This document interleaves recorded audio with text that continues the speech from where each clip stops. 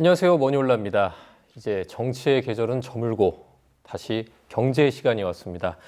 연불리의 비밀노트에서 앞으로의 시장 전망 정확하게 짚어드리겠습니다. 염이사님 안녕하세요. 네, 안녕하세요. 이번 주도 참 다사다난했습니다. 이번 주 이슈 증시 흐름부터 짚어주시죠. 네, 이슈 중에 제일 큰 건 역시 총선하고 미국의 소비자 물가 지수였던 것 같은데, 사실 일단 이제 총선 결과는 물론 이제 야당이 좀 앞서간 걸로 나왔는데, 그래서 이게 좀 이제 증권가에서는 그래도 이제 밸류 프로그램 때문에 약간 증시에는 좀 약간 부정적으로 작용하지 않을까도 생각했는데, 영향은 사실 거의 없었어요.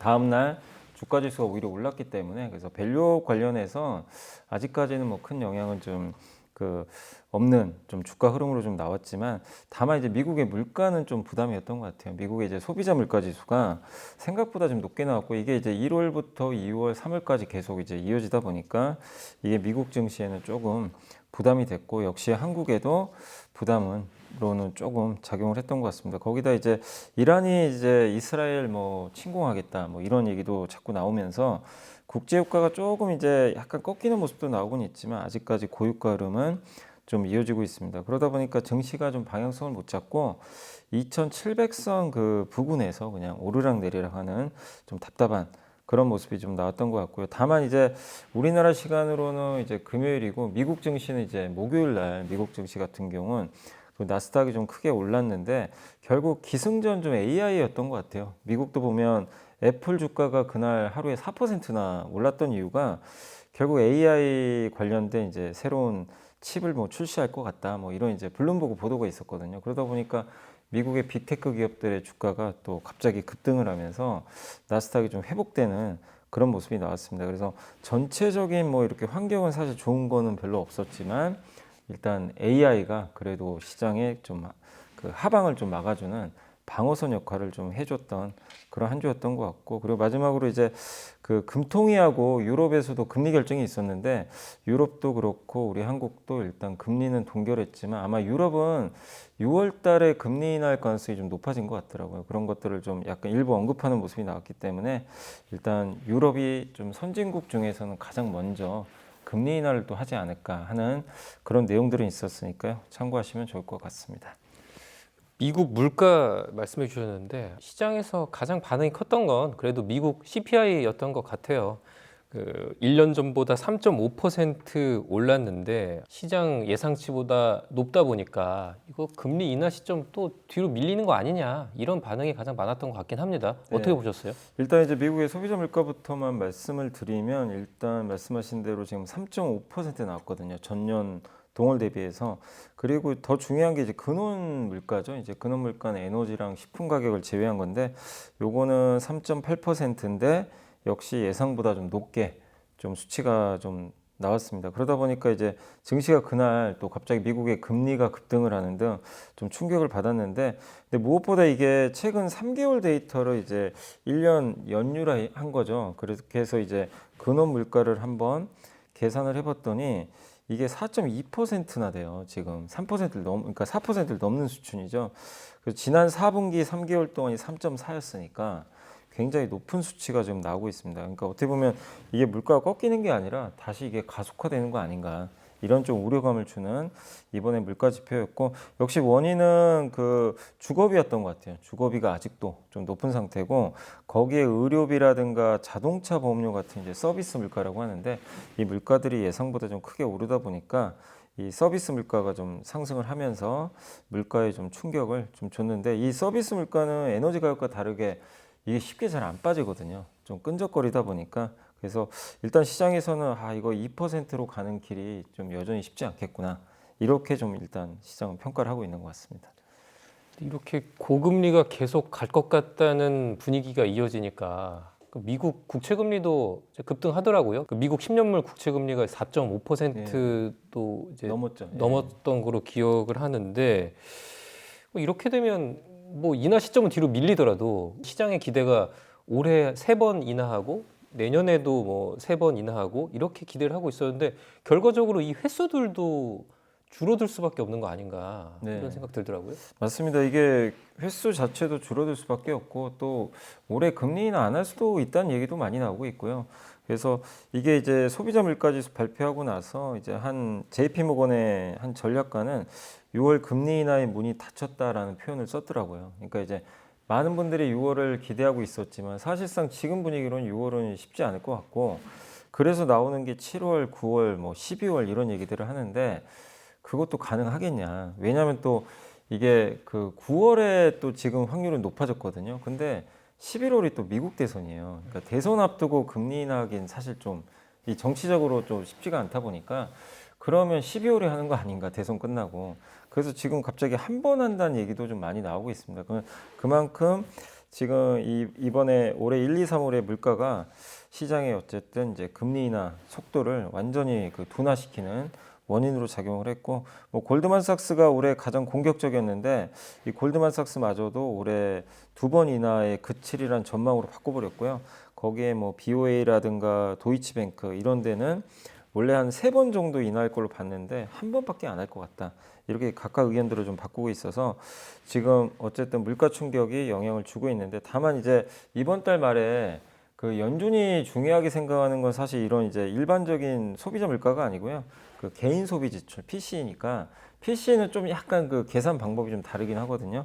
근데 그것마저도 높게 나오면 사실상 이제 상반기 금리 인하는 없다고 봐야 될 것 같아요. 그래서 이제 남은 건 4월 말에 발표될 근원 PC. 근데 이게 조금 또 안정된 모습 나오면 6월 금리 인하 기대감이 또 높아질 수도 있는 거거든요. 그래서 일단 그런 부분들 좀 체크하시면서 이번 달 말에 남아있는 그 근원 PC가 일단 무엇보다 더 중요해졌다라고 일단 생각을 해야 될 것 같습니다. 그 미국 CPI 발표되면서 3월 FOMC 의사록도 같이 발표가 됐잖아요. 네. 여기서는 뭐 특별히 주목할 만한 내용이 있었습니까? 일단 이제 모든 구성원들이 이게 뭐라고 돼 있냐면 이제 금리를 낮춰야 될 필요성이 다 동의를 했어요. 그러니까 올해 뭐 한 번이 되건 두 번이 되건 낮추자라는 데는 큰 의견은 없는 것 같은데, 다만 이제 이게 인플레가 2% 그러니까 자기네들이 생각하는 목표 2%대까지 갈 수 있는 그런 이제 데이터가 나와야 되는데 아직까지 그렇게 확신을 줄 만한 데이터는 좀 보이지 않는 것 같다.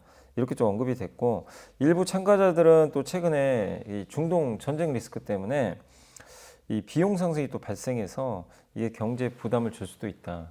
이런 식의 또 언급도 있었다고 합니다. 그래서 결론적으로는 2% 목표를 향한 뭔가 좀 데이터가 나와야 되는데 그게 이제 바로 근원 PC 물가거든요. 그게 이제 꺾이는 모습이 확실히 나와줘야 되는데 그게 보이면 하겠다는 거예요. 근데 그게 안 보이면 계속해서 금리 인하 시점은 미룰 수밖에 없다. 이거기 때문에 이제 계속 매월 말입니다. 어쩔 수 없는데 매월 말에 발표되는 미국의 PC 물가 지표 계속 봐야 되겠고, 근데 약간 이제 연준 의장의 생각은 좀 다른 것 같아요. 연준 의장은 고용을 더 중요하게 생각을 하고 있거든요. 물가보다는.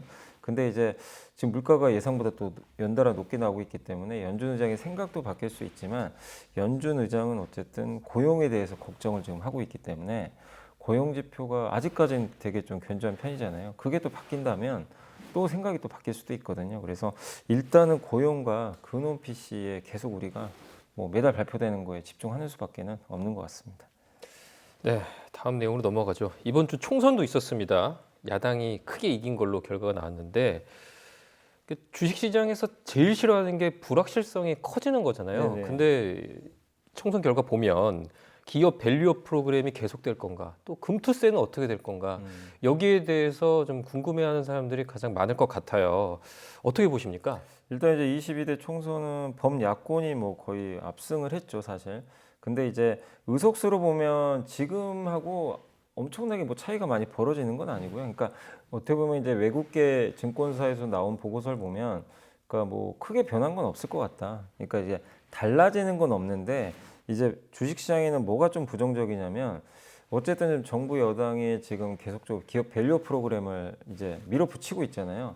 근데 이거에 대해서는 다들 좋아하시죠. 당연히 주주분들 입장에서는 뭐 주주 가치가 올라가니까 좋아하는 건 맞는데 이게 속도가 좀 느려지는 거 아닌가. 그러니까 그렇다고 해서 뭐 민주당이 압승을 했으니까 밸류 안 한다. 이건 아니잖아요. 민주당도 어느 정도 이 주주 환원에 대한 부분들은 당연히 공감을 하고 있기 때문에 또 예전에 물적 분할에도 어쨌든 그 반대했던 그 입장을 또 밝혔고, 사실 그 상법 관련해서도 그 이사의 충실 의무 있잖아요. 그 회사만 하는 게 아니라 주주의 이익까지 대변해야 된다.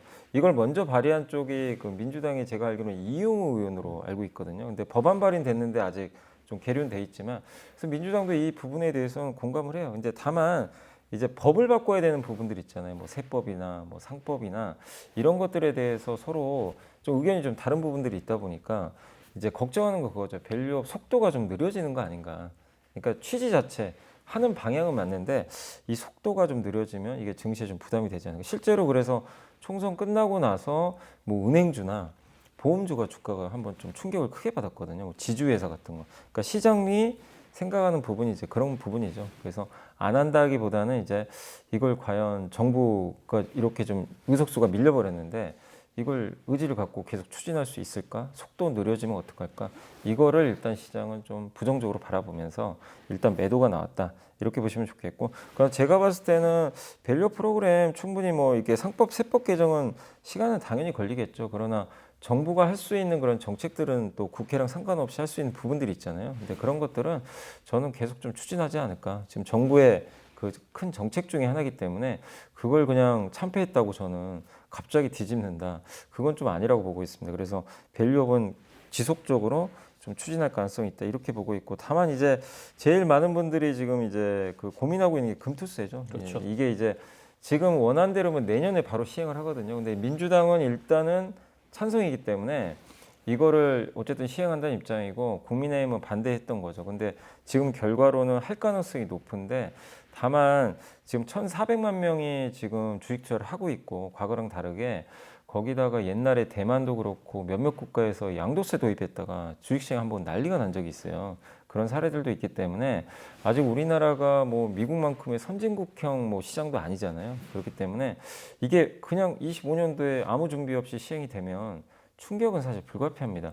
그래서 민주당도 그걸 모를 리는 없기 때문에 저는 제 개인적인 생각은 좀 유예하지 않을까 또 한 1, 2년 정도는 더 유예를 하고 그리고 많은 분들이 좀 불편해하는 게 원천 징수가 돼요.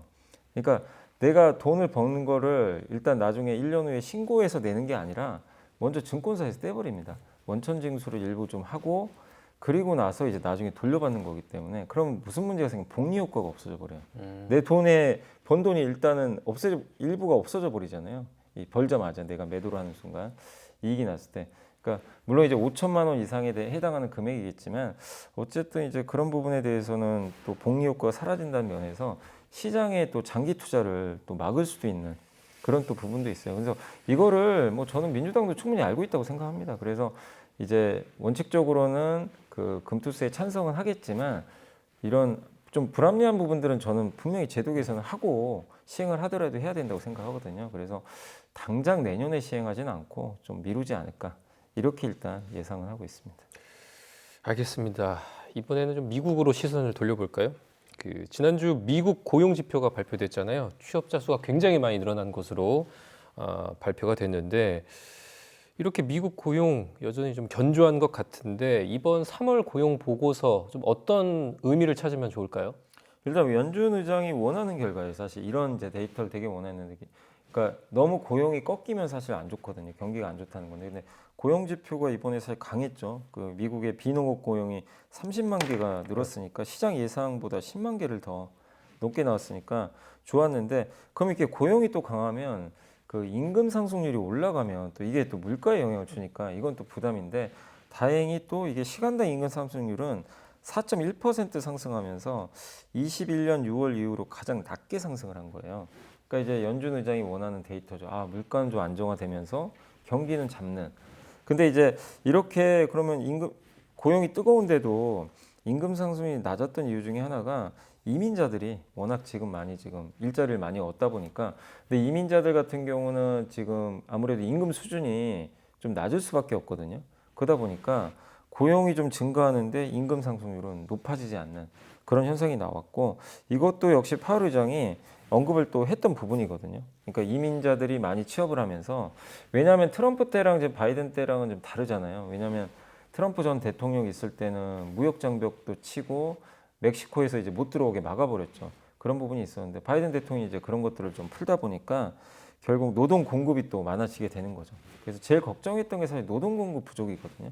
근데 그게 늘어나는 게 이번 데이터에도 확인이 됐다. 그래서 뭐 한 달 더 봐야 되겠지만 일단 시장은 이 고용 지표에 어쨌든 반색을 했죠. 경기도 좋고 물가도 잡을 수 있는 그 두 마리 토끼를 좀 잡은 거기 때문에 일단 이번에 미국 고용 지표는 상당한 좀 의미가 있고 이게 연속성이 계속 있다면 연준 입장에서도 어쨌든 이제 그 부담을 느낄 이유는 별로 없는 거죠. 고용에 대한 부담이 없어지고 물가 부담도 없어지기 때문에 그런 면에선 저는 굉장히 좋았던 이번 3월 고용 데이터가 아니었나라고 좀 평가를 하고 싶습니다. 네, 미국만 뜨거운 상황이 네. 좀 계속되어 가고 있는 것 같은데 그 미국 얘기 좀만 더 해볼게요. 제이미 다이먼, 네. JP 모건 회장이 이런 말을 했는데 향후 몇 년 내 금리가 8%까지 오를 수도 있다.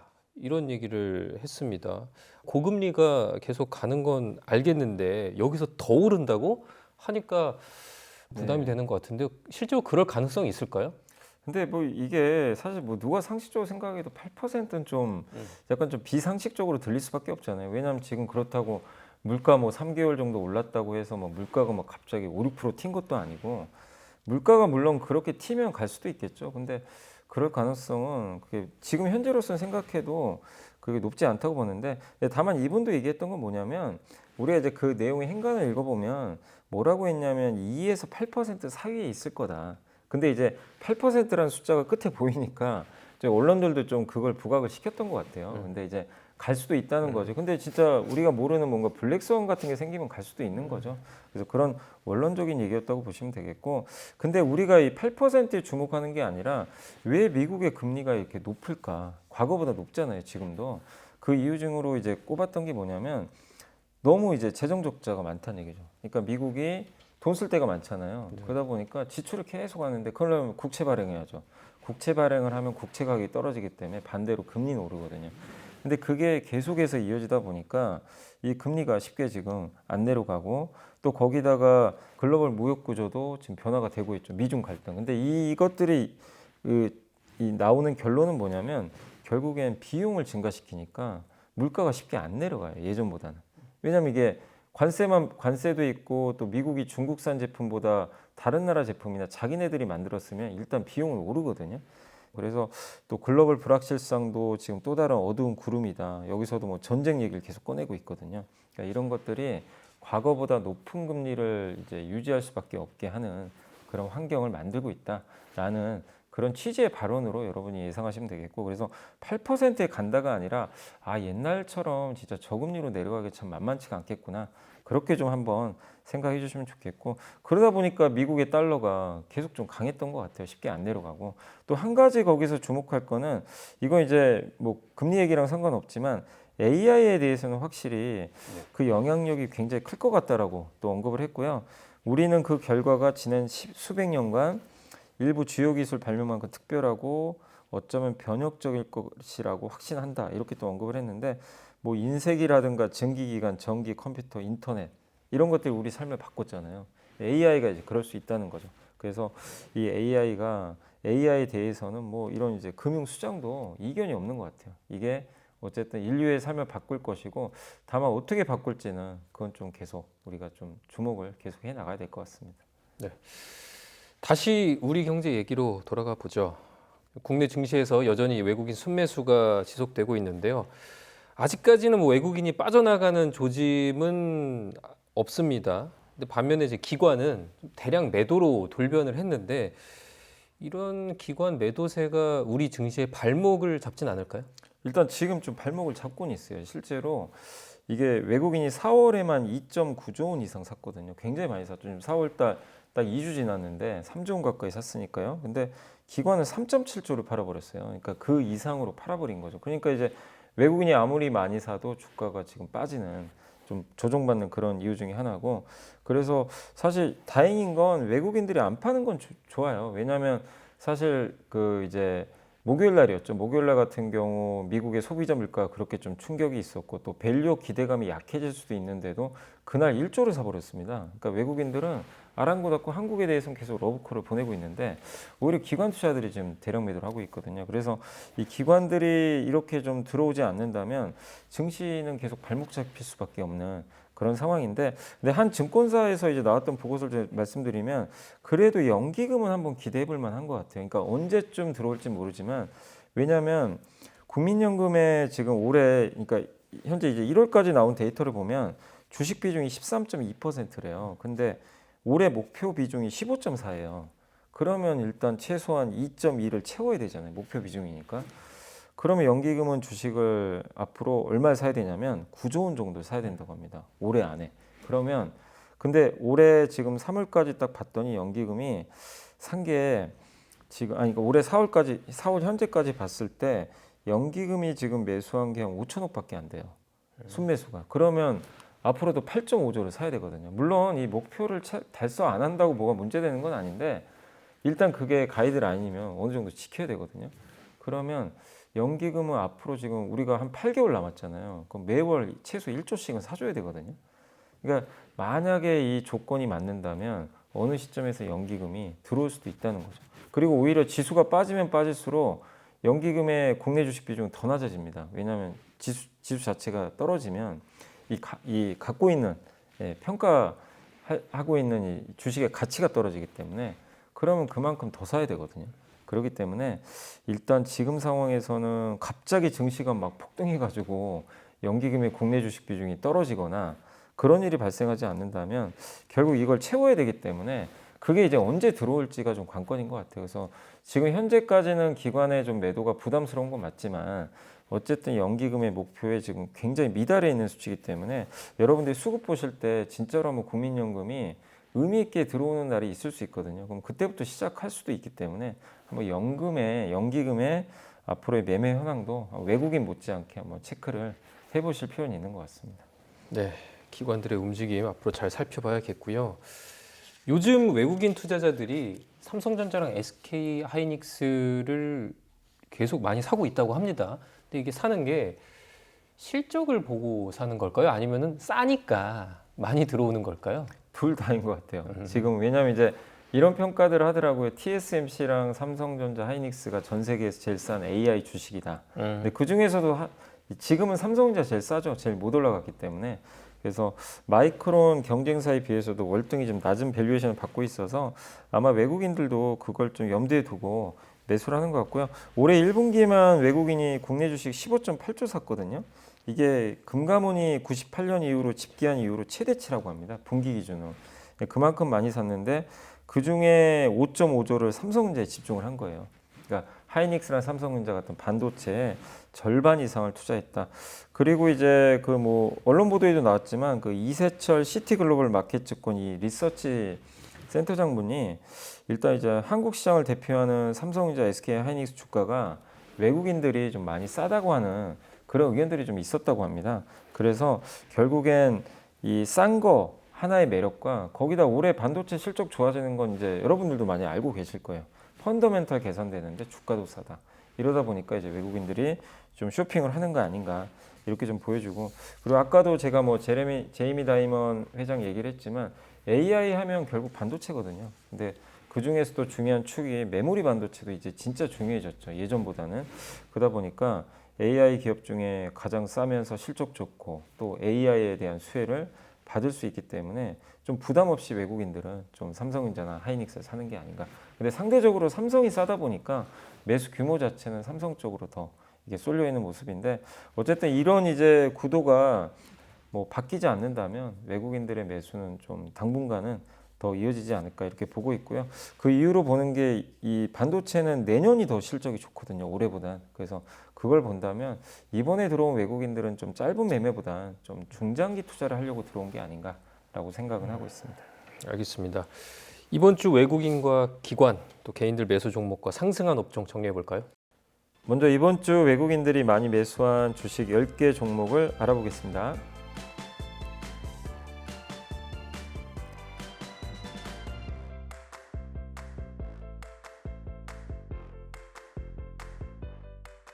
이번에는 기관들이 이번 주에 많이 담은 10개 종목을 알아보겠습니다.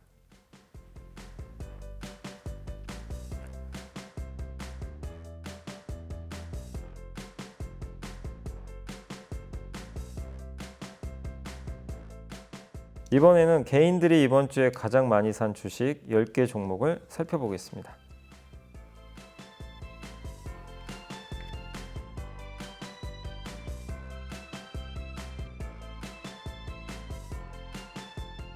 이번에는 이번 주 상승한 10개 업종을 살펴보겠습니다.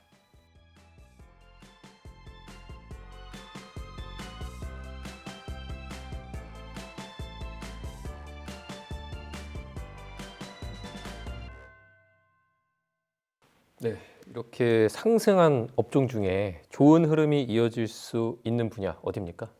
일단 지금도 여전히 뭐 반도체 이슈가 계속 이어지고 있기 때문에 저는 반도체 대표주들 꾸준하게 더 오르지 않을까 이렇게 좀 보고 있고요. 거기에 사실 이제 이번 주 이슈 중에 하나가 이 일론 머스크가 이 자율주행 관련된 언급을 했잖아요. 로보택시 공개하겠다. 그래서 스마트카 관련되니까 자율주행 관련주죠. 이쪽이 조금 이제 회복되는 모습이 나왔거든요. 그래서 이게 뭐 일회성 이슈는 아니기 때문에 이번 주 올랐던 섹터 중에서 스마트카 이쪽 섹터도 추가적으로 좀 상승을 하지 않을까 이렇게 보여지고 또 미용기기 쪽도 좀 최근에 분위기가 좀 괜찮습니다. 이 중국 승인 받았던 기업도 하나 있고 또 실적도 올해 다시 좋아질 거라는 얘기가 있어서 이번 주에도 미용기기도 뭐 물론 이제 소폭이지만 상승세로 좀 반전이 됐거든요. 그래서 미용기기 쪽도 한번 여러분들이 주목하시면 좋겠습니다. 그래서 이번 주는 스마트카, 반도체 대표주, 미용기기 한번 주목하시면 좋을 것 같습니다. 네, 마지막 순서죠. 염이사님이 선정한 이번 주의 보고서 어떤 주제입니까? 이게 신한투자증권의 오광호 김영태 연구원님이 쓰신 이제 보고서인데 제목이 Y 전공정 부품 이제 한마디로 이제 반도체 쪽에서 전공정 이제 반도체 칩을 만드는 전공정에 쓰이는 그 부품 거기에 대한 내용이거든요. 근데 이제 AI 시대가 도래했고 빅테크들이 지금 엄청나게 반도체를 많이 확보하려고 노력을 하고 있죠. 그러다 보니까 반도체 공급은 좀 부족한 편이고 수요는 많이 늘고 있는데 그 상황에서 전반적으로 반도체 기업들은 가격이 오르니까 이제는 그동안은 감산을 많이 했잖아요. 근데 이제 가동률을 좀 증가시키면서 본격적으로 이제 호황에 좀 대비하는 모습이 좀 나올 수 있다.